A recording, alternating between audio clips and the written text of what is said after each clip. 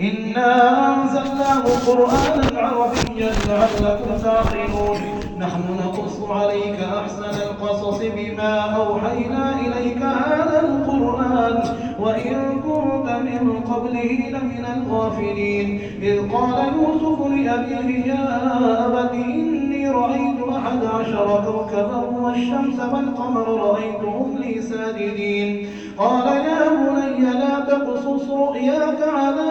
إخوتك فيكيدوا لك كيدا إن الشيطان للإنسان عدو مبين وكذلك يجتبيك ربك ويعلمك من تأويل الأحاديث ويتم نعمته عليك وعلى آل يعقوب كما أتمها على أبويك من قبل إبراهيم وإسحاق إن ربك عليم حكيم لقد كان في يوسف